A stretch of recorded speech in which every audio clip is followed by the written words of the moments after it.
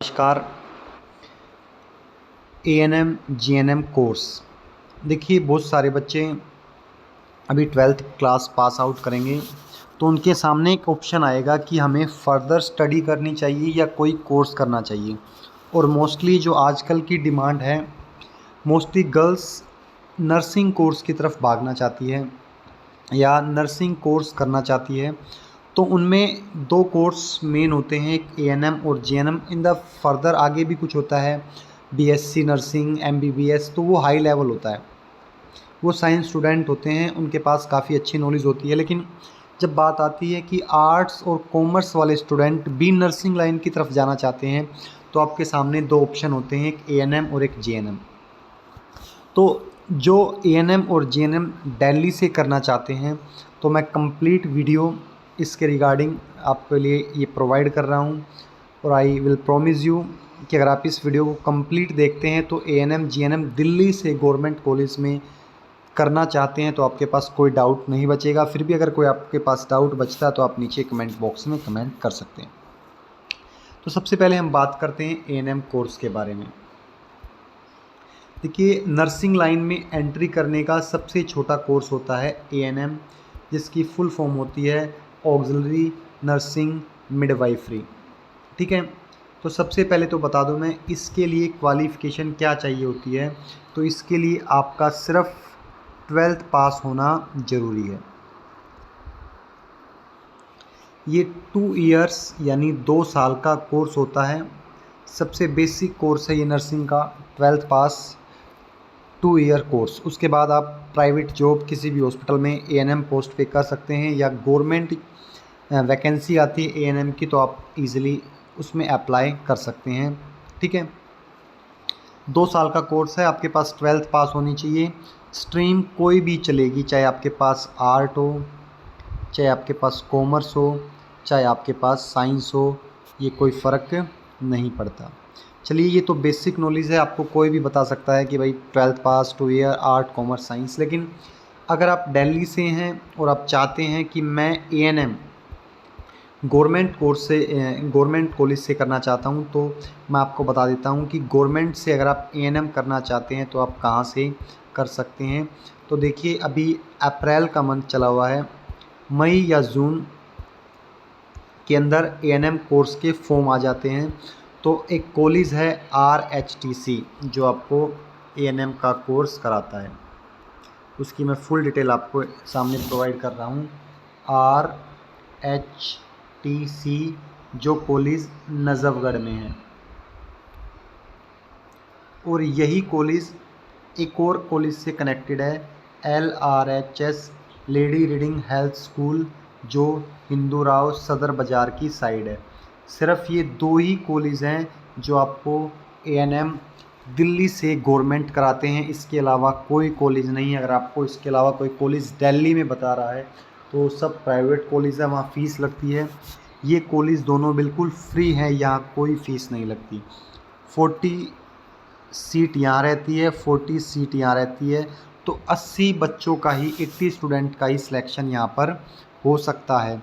तो 80 बच्चे ही एएनएम कर सकते हैं गवर्नमेंट से। बाकी जिसका नंबर या जो यहाँ नहीं पहुँच पाता, यहाँ जिसका एडमिशन नहीं हो पाता, तो उनके पास सिर्फ प्राइवेट का ही ऑप्शन है।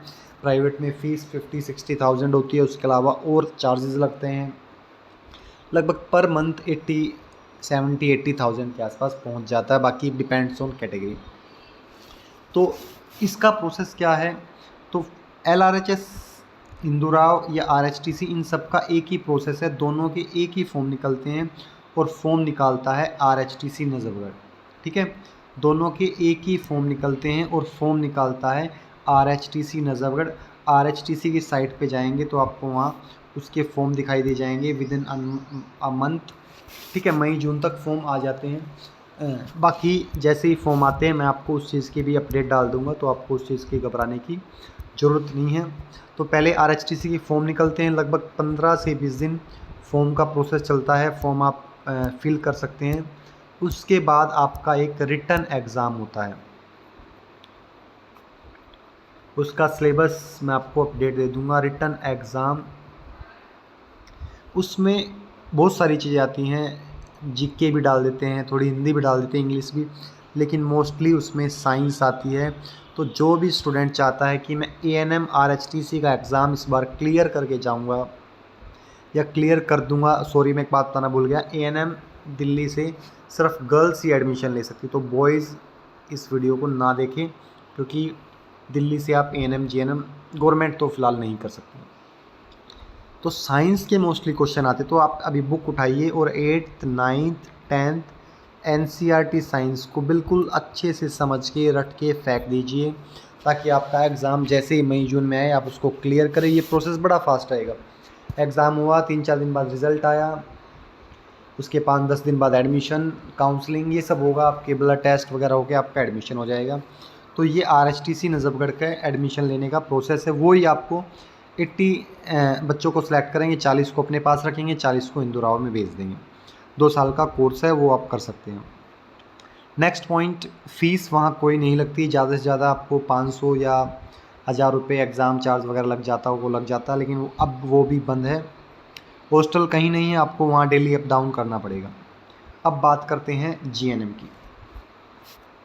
देखिए, डाउट अगर रह जाता है तो आप कमेंट बॉक्स में कमेंट कर सकते हैं। GNM के दिल्ली में पहले काफ़ी कॉलेज थे, 10-12 कॉलेज थे, गवर्नमेंट कराते थे, लेकिन कुछ टाइम से 3 या 4 साल से सिर्फ एक ही कॉलेज है, जिसका नाम है स्वामी दयानंद हॉस्पिटल, आपने सुना होगा, वहाँ से वो कराते हैं। उसी साइट पे, MCD की साइट पे, कभी स्वामी दयानंद की साइट पे इनके फॉर्म निकल जाते हैं, ठीक है। या राजमाता विजय राजे करके उस कॉलेज का नाम भी आता है, वो दोनों सेम ही है, स्वामी दयानंद हॉस्पिटल या राजमाता विजय राजे, दोनों कॉलेज बिल्कुल सेम टू सेम है। तो ये जो फॉर्म निकलते हैं, इसकी क्वालिफ़िकेशन भी 12th पास होनी चाहिए। और 12th पास मतलब आपके पास कोई भी स्ट्रीम हो चलेगा, बट आपके पास 12th में इंग्लिश सब्जेक्ट ज़रूर होना चाहिए, तभी आप GNM कर सकते हैं। ANM के लिए आपके पास सिर्फ 12th पास होनी चाहिए, चाहे आर्ट हो, चाहे कॉमर्स हो, चाहे कुछ भी हो, it does not affect. But if you want to do GNM तो आपके पास इंग्लिश सब्जेक्ट मस्ट होना चाहिए, अदरवाइज़ आप इस लाइन में नहीं आ सकते, आप ANM तक ही सीमित रह जाएंगे। उसके बाद दिक्कत ये है कि स्वामी दयानंद हॉस्पिटल में सिर्फ़ और सिर्फ 22 सीटें हैं। तो अगर कोई गवर्नमेंट से GNM करना चाहता है तो सिर्फ 22 ही सीटें हैं, 22 बच्चे ही कर सकते हैं, बाकी सारे कॉलेज प्राइवेट कर दिए गए हैं, ठीक है। तो प्राइवेट में फ़ीस आपको पता ही है, 1 लाख 1.5 लाख के आसपास फ़ीस है। और जो रेप्यूटेड कॉलेज है तो वहाँ तो आप एडमिशन ले ही नहीं सकते, वो तो और बड़े दिक्कत वाले कॉलेज है, वहाँ तो आप एडमिशन ले ही नहीं सकते। तो स्वामी दयानंद हॉस्पिटल 22 सीटें, 12th पास आपके पास इंग्लिश होनी चाहिए। इसके जो फॉर्म निकलते हैं वो जुलाई के आसपास निकलते हैं, और ये बड़ा फास्ट प्रोसेस करते हैं। एक बार मैं आपको दिखाता हूँ, 12th क्लास इंग्लिश में होनी चाहिए। इसके फॉर्म जो निकलेंगे वो जुलाई के आसपास निकलेंगे, और इतना फास्ट प्रोसेस रहेगा, 7-8 दिन फॉर्म भरेंगे, उसके बाद फटाफट आपको एग्ज़ाम के लिए बुला देंगे।